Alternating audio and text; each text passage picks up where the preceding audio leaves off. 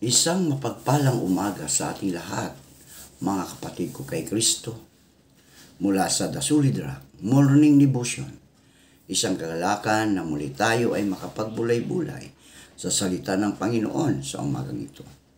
Ngayong minutong pagbubulay-bulay ng mga salita ng Panginoon upang sambahin at papurihan ang ating Panginoong Hesukristo. Ang ating pong pagbubulay-bulayan sa magandang umaga ng Biyernes ay matatagpuan sa pangalawang Tesalonika 1, talatang 11 hanggang 12. Ito ang sinasabi, "Dahil dito, lagi namin kayong idinadalangin sa Diyos, na naway maging karapat-dapat kayo sa pagkatawag niya sa inyo. At sa pamagitan ng kanyang kapangyarihan, naway pagkaloob niya sa inyo ang lahat ng mabuti ninyong hinahangad, at maging ganap ang inyong mga gawain ibinunga ng pananampalataya. Sa gayon, mapaparangalan ninyo ang pangalan ng ating Panginoong Hesus, at kayo naman ay parangalan din niya, ayon sa kagandahang loob ng Diyos at ng ating Panginoong Hesukristo." Tayo po ay manalangin. Ama naming Diyos na mapagmahal, Ikaw, Diyos, ay napako doon sa krus dahil sa aming mga kasalanan. Salamat, Panginoon, sa walang hanggang pag-ibig na inialay ninyo sa amin. Aming inilalapit sa inyo ang aming mga kapatid na may karamdaman, Panginoon, na nangangailangan ng kagalingan. Abutin mo sila, O Diyos. Ibalik mo ang mga lakas na nawala dahil sa karamdamang ito, at pagalingin mo sila, Panginoon. Amin ding inilalapit sa inyo ang aming mga kapatid na mangingisda, na sila ingatan mo sa laot ng karagatan, tulad ng pag-iingat mo sa iyong mga apostol, nang ang malakas na hangin ay kanilang nararanasan at ito'y iyong pinahinto. Amin ding itinataas sa inyo ang aming mga kapatid na mga magsasaka, na sila ay ingatan mo sa kanilang pagsaka, upang sila, O Diyos, ay makapag-produce ng maraming pagkain sa bansang Pilipinas, upang ito po ay magkaroon ng katuparan ang pagbabago na maging mura, kayang abutin ng mga mamamayan, Panginoon. Amin ding inilalapit sa inyo, Panginoon, ang aming mga kapatid na naghahanap ng trabaho, lokal man o abroad. Naway makasumpong sila, O Diyos, sa tulong ng iyong banal na Espiritu, upang sila ay magkaroon ng hanap buhay. Amin ding inilalapit sa inyo, Panginoon, ang aming mga kapatid na mga drivers ng jeep, pedicab, taxi at iba pa. Lord, ingatan mo sila sa mga masasama. Ilayo mo sila sa anumang kapahamakan, Panginoon. Maraming salamat, Panginoon, sa mga katugunan sa aming mga panalangin, sa pangalan ni Hesukristo na aming Diyos at tagapagligtas. Amen at amen. Ang dapat nating gawin, maging layunin, ay ang maging sentro ang Panginoong Hesus sa ating buhay. Ang ibig sabihin na ay siya ang sentro, siya ang una, naghari at nagbabago ng ating buhay. Siyang sentro, kaibigan, kung ang lahat ng kaganapan sa iyong buhay ay para lang sa Kanya at sa Kanyang kaluwalhatian lamang. Siya ang naghahari kung tayo ay magpapailalim sa Kanyang pamumuno. Sa totoo lang, kaibigan, siya ang hari magpakailanman. Subalit, may mga panahon na gusto nating pagharian ang ating mga sarili sa trono ng ating buhay. Kailangan nating kilalanin na siya lamang ang nararapat mamuno sa atin. Siya ang nagbabago sa ating buhay, kaibigan, kung pahihintulutan natin ang kanyang kapangyarihan na kumilos sa atin tulad ng isang palayok. Isang palayok sa kamay ng isang manghuhubog, di ba? Dapat nating pahintulutan ang Diyos na tayo ay baguhin ayon sa kanyang wangis at isakatuparan kung ano ang nais niya sa atin. Ano ang layunin mo ngayon, kaibigan? Bago mo makilala ang Panginoon. Ano ang layunin mo sa buhay mo ngayon? Sa buhay mo, bago makilala ang Panginoon. Ano naman ang dapat mong maging layunin ngayon? Nakilala mo na si Jesus. Di ba? Nakilala mo na ang Panginoon.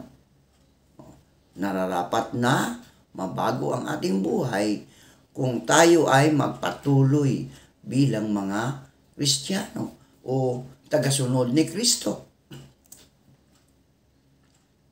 Ano ang natatanging hangarin ni Apostol Pablo upang makamtan lamang si Kristo? Anong ugali ang ipinakita niyang kaiba sa mundo? Ganon din ikaw, kaibigan. Tayo. Ano ang ugaling ipinakita mo, kaibigan, sa mundo?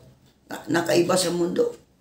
O tingnan natin ang Pilipos 3, 7, 8. Anong sinasabi sa Pilipos 3, 7, 8? Ngunit dahil kay Kristo, ang mga bagay na pinapahalagahan ko noon ay itinuring kong walang kabuluhan ngayon. Oo, itinuturing kong walang kabuluhan ang lahat ng bagay bilang kapalit ng lalong mahalaga. Ang pagkakilala kay Kristo Jesus na ating Panginoon. Ang lahat ng bagay ay ipinalagay kong walang kabuluhan. Makamtan ko lamang si Kristo. Ngayon, kaibigan, ano ang mga mangyayari kung si Jesus ay nananahan sa iyo? Ano ang mangyayari? Ano ngayon ang dapat na maging layunin ng iyong buhay? Tingnan natin ang Galatia 2:20. Namatay akong kasama ni Kristo sa krus. Namatay na tayo.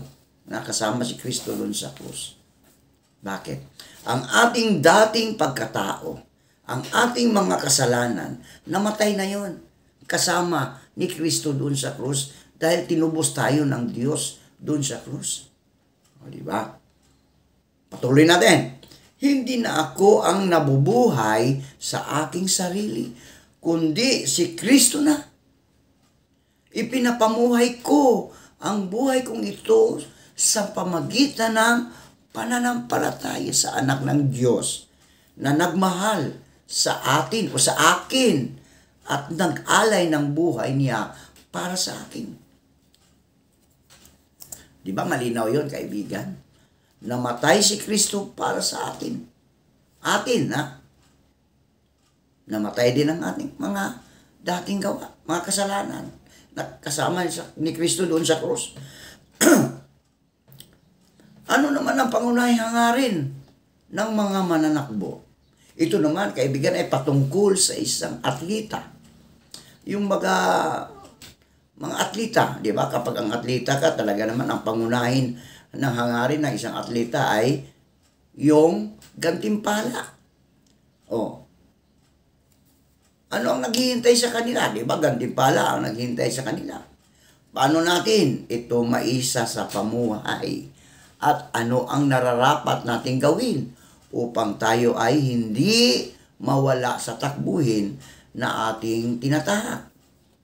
O, tingnan natin ang 1 Corintios 24 hanggang 27 para malinaw na malinaw kung ano ang hangarin ng isang mananakbo at kung ano ang naghihintay sa kanila. Alam ninyong ang mga kalahok sa paligsahan ay tumatakbong lahat. Lahat tayo tumatakbo, mga kaibigan. Ngunit, isa lamang ang nagkakamit ng gantimpala. Kaya pagbutihin ninyo ang pagtakbo upang kamtan ninyo ang gantimpala. Lahat ng manlalarong nagsasanay ay may disiplina sa lahat ng bagay upang magkamit ng isang gantimpalang panandalian lamang. Tayo mga kaibigan bilang mga mananampalataya o bilang mga Kristiyano, tayo ay kalahok. Kalahok sa paligsahan. Tumatakbo tayo. Tumatakbo tayo sa landas tungong langit. Di ba? Landas tungong langit. Kaya paano natin ito mapagtatagumpayan kung ang ating buhay ay walang disiplina? O anong ibig sabihin, kaibigan? Ibang disiplina natin sa ating buhay bilang mananampalataya. Bawal na, maraming bawal. Bawal maglalasing. Bawal magsusugal. Bawal mambababae. Di ba? Tayo ay tumatakbo upang makamit natin ang gantimpala. Ang gantimpalang naghihintay natin doon sa langit. Ngayon,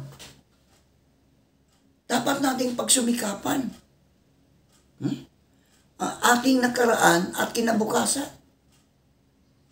Bakit kailangan tayo ay magpatuloy sa ating nais marating? Bakit nga ba, kaibigan? Bakit tayo nanampalataya? Dahil gusto natin makamtan ang gantimpala na ibibigay sa atin ng Diyos doon sa langit. Tingnan natin ang Filipos 3:13-14. Tulad ng isang manlalaro, nagpapatuloy ako hanggang makamtan ko ang gantimpala na walang iba kundi ang pagtawag sa akin ng Diyos na makapamuhay sa langit sa pamagitan ni Kristo Jesus. Kanino natin dapat itoon? Ang ating mga paningin bilang mga manlalaro o kalahok ng panlaro. Paano natin isinalalaroan ang talatang ito? Si Jesus. Excuse me. Ayon sa Hebreos 12:2, ituon natin ang ating paningin kay Jesus na siyang sandigan ng pananampalataya natin mula sa simula hanggang sa katapusan. Dinis niya ang paghihirap sa krus at hindi niya ito ikinahiya. Dahil inisip niya ang kaligayahang naghihintay sa kanya. Di ba? Ito natin ang paningin kay Jesus, mga kaibigan. Tiniis niya na dapat ay tayo ang pinako sa krus dahil tayo ang nagkasala hindi si Kristo.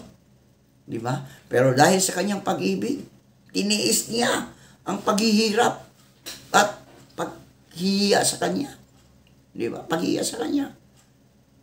Dahil iniisip niya ang kaligayahan na naghihintay sa kanya. Bakit kaligayahan naghihintay sa kanya? Dahil tayong mga tao ay sumunod na sa kanya.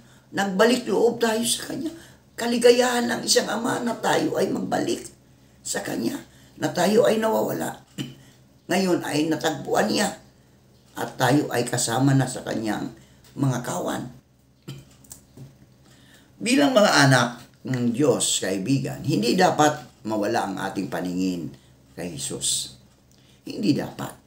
Lagi tayong nakasentro sa ating Panginoong Hesukristo.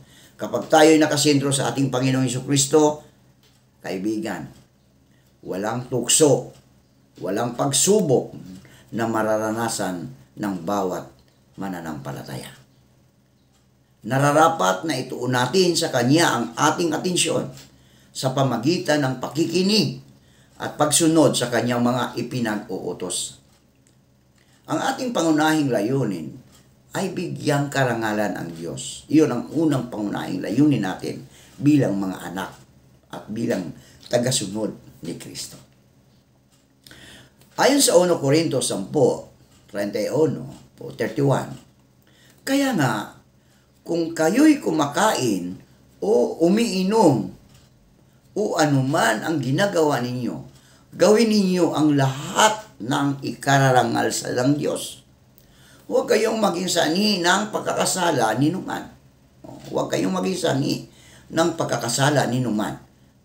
Ng mga Hudyo, ng mga Hintil, unang mga kaanib sa iglesia ng Diyos. Sa halip, tularan ninyo ang ginagawa ko.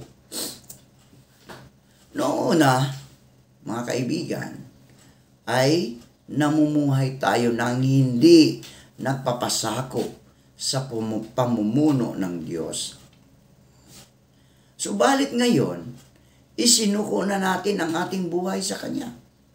Dapat tayong maging masunurin sa Diyos, kaibigan. Kaya nga, dapat gawin nating layunin ang mabigyan ng karangalan ang ating Panginoon sa lahat ng ating mga ginagawa. Ang pagkilala kay Jesus na Panginoon ay may kasamang paggalang at takot. Paggalang at takot. Ibig sabihin ay ikinatatakot mo ang gumagawa ng kasalanan. Hindi natakot yung gumagawa ng kasalanan. Natatakot na tayo Ginalang natin ang ating Ama Hindi na tayo gagawa ng kasalanan pa. Sapagkat siya ay ginagalang mo bilang Panginoon. Ngayon, kaibigan, ikaw ay Kristiyano na. Ikaw ay Kristiyano na. Tinanggap mo na si Kristo bilang iyong Diyos at tagapagligtas. Sinisikap mo ba na ang iyong mga gawa, pag-iisip at salita ay makalulugod sa Diyos? Ganito din ba ang iyong pamumuhay dati? Ano ang malaking pinagkaiba ng iyong buhay ngayon? Ikaw ay Kristiyano na. Ayon sa Salmo 63:3, ang wagas na pag-ibig mo'y mainam pa kaysa buhay. Kaya pupurihin kita, pupurihin kita, O Diyos, at pararangalan. Dapat nating ingatan ang ating pag-iisip, mga kaibigan. Kasi minsan, yun ang sanhi ng ating pagkakasala. Yung pag-iisip natin, pag-iisip, yung ating damdamin. Mapusok ang ating damdamin, madaling magalit. Salita at mga gawa, ikinikilos upang hindi tayo magkasala sa Diyos at sa ating kapwa. Di ba? Ingatan natin ang ating pananalita. Dapat ang ating mga salita ay malumanay, hindi parang galit. Lalong-lalo ng yung ating mga gawa. Dapat ingatan natin yun upang hindi tayo magkasala sa Diyos, hindi lang sa Diyos, kundi sa kapwa natin, sa ating kapitbahay, sa ating kapaligiran. Sa tingin mo ba ay napapangitim mo ang Diyos, kaibigan, sa iyong mga ikinikilos, sa iyong mga sinasabi, sa iyong mga iniisip? Bakit? Aking kaibigan, manalangin tayo. Marami pong salamat, Panginoon, sa mga salita na aming napagbubulay-bulayan sa umagang ito. Naway ito'y pumasok sa aming puso upang aming itong isinabuhay sa araw-araw. Ikaw, Diyos, ang dapat naming papurihan dahil Ikaw ang Panginoon na siyang nagligtas sa amin doon sa krus ng Kalbaryo. Salamat, Panginoon, sa panibagong araw na ito na iyong ibinigay. Kami po ay tumatakbo sa buhay namin ito bilang mananampalataya. Na naging ikaw ang aming sentro sa aming takbuhin, O Lord, upang kami ay magkaroon ng gantimpala na iyong ipinangako mo sa amin. Tulungan mo kami, Panginoon, na kami ay hindi maligaw sa aming takbuhin. Bigyan mo kami ng focus upang ang sentro namin ay si Jesucristo na nagbibigay sa amin ng buhay. Panginoong Diyos, sa umagang ito, dalangin ko na pagpalain mo po ang mga nakikinig sa iyong mga salita. Ano man ang kanilang kinaharap, Panginoon, sila man ay nangangailangan ng mga pangailangang pinansyal, kagalingan, Lord, abutin mo ang mga anak mong ito. Ipagkaloob mo sa kanila ang kanilang mga pangailangan. Ang kagalingan, Panginoon, kung ikaw man, kaibigan, ay nahihirapan sa iyong buhay dahil sa iyong sakit Magtiwala ka sa Panginoon. Ipanalangin mo sa Diyos na siya lamang ang makakapagpagaling sa karamdaman mong iyan. Siya lamang ang iyong sandigan. Siya lamang ang iyong ipagkatiwalaan, mga kaibigan. Dahil siya lang ang Diyos na nagbibigay sa atin ng buhay, nagbibigay sa atin ng lakas. Siya ang may-ari ng lahat ng bagay dito sa mundong ito. Kaya patuloy ka lang magtiwala sa ating Panginoong Hesukristo. Maraming salamat, Panginoon, sa wagas na pag-ibig na ibinigay niyo sa amin. At sa umagang ito, dalangin namin na ingatan mo kami sa aming pagpasok sa aming mga trabaho. Ano man ang aming trabaho, kami man ay isang karpentero, driver, o nag-uopisina, o nagtuturo, o nag-aaral. Panginoon, dalangin ko na ingatan mo ang bawat isa, maging ang kanilang buong sambahayan. Ikaw, O Diyos, ang kumikilos sa buhay ng mga ito upang sila ay magkaroon ng buhay na walang hanggan. Maraming salamat, Panginoon, sa mga katugunan sa aming mga panalangin sa pangalan ni Hesukristo na aming Diyos at tagapagligtas. Amen at amen.